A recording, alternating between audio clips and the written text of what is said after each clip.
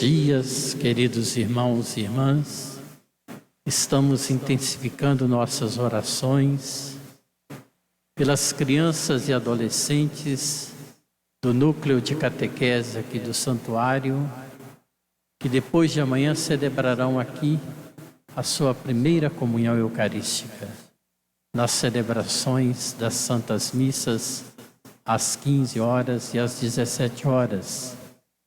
Pedimos ao Senhor que cada uma daquelas crianças e adolescentes, ao receberem Jesus eucarístico, para muito além do gostinho de pão no seu paladar, possam sentir e viver a presença do Senhor, que se tornou o pão vivo descido do céu para alimentá-las. Possam estas crianças e adolescentes perseverarem na vida eucarística durante toda a sua existência. Estamos também em nossa Arquidiocese de Mariana, concluindo nesta noite o tríduo em preparação para a ordenação de 4 novos diáconos, sendo ordenados amanhã às 15 horas na Igreja Matriz de Nossa Senhora Aparecida, na cidade de Mariana. A previsão é que sejam ordenados padres em dezembro deste ano. São os nossos irmãos Bruno Gomes Silva, Carlos Heitor Fidelis, Delvair Divino Xavier, Wagner José Nascimento Balbino. Deus que os chamou e os consagra no ministério ordenado, conceda-lhes o dom e a graça de exercer o seu ministério segundo o coração do próprio Jesus.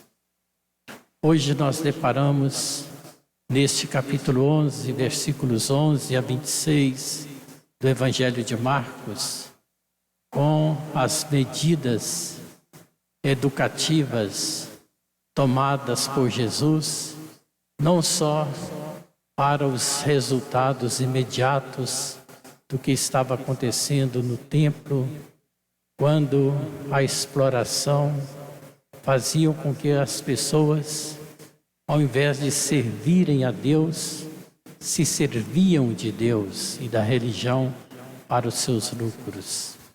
É algo muito impressionante.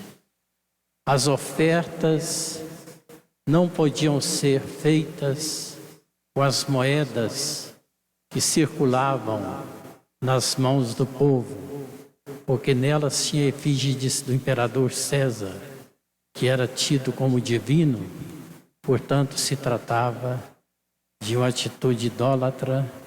Era preciso na porta do templo trocar as moedas. Nessa troca de moedas era grande a exploração dos cambistas. Os animais e aves que eram oferecidos para o sacrifício não poderiam ser levados do sítio ou da casa das pessoas. Precisavam ser adquiridos lá no templo, no preço estabelecido por aqueles que desejavam lucros escusos com algo com a finalidade sagrada.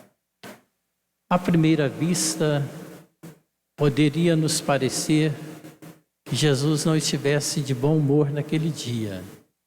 Mas, se a gente vai estudar o sentido da palavra de Deus, a gente vai perceber que ele estava em seu perfeito equilíbrio.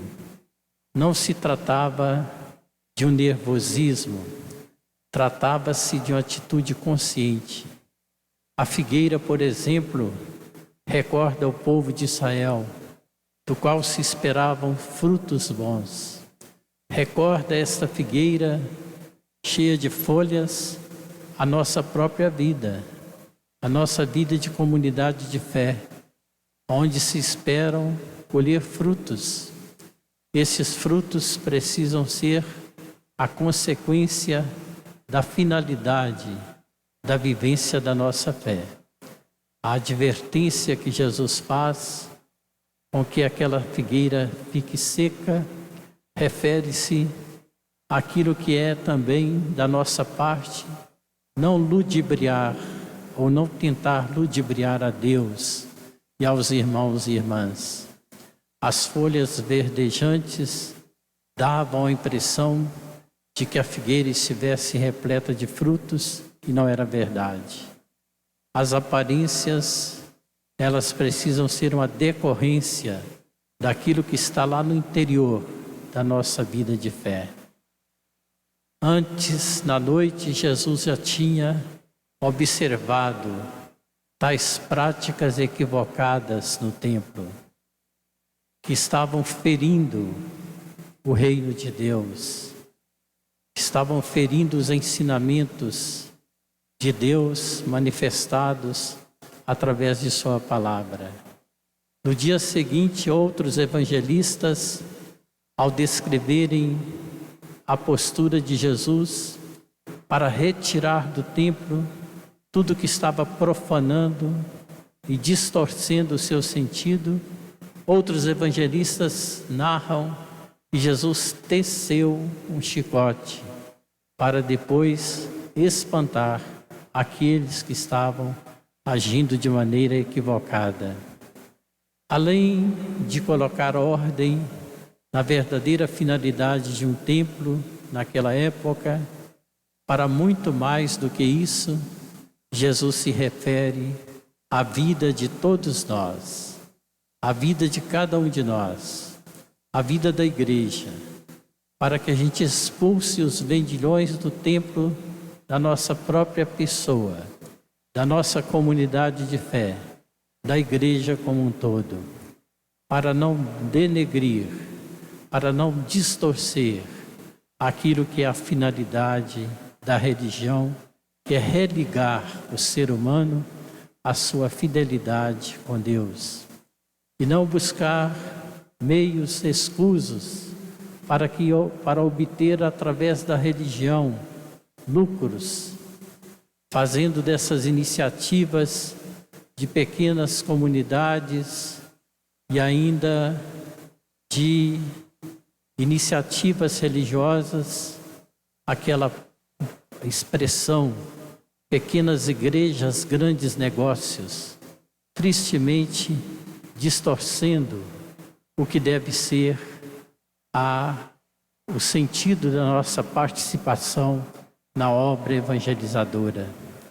A obra evangelizadora não consiste em enriquecer a quem quer que seja, mas partilhar na solidariedade, na justiça, aquilo que Deus espera que ocorra em benefício de toda a humanidade. Louvado seja nosso Senhor Jesus Cristo. Para sempre seja louvado.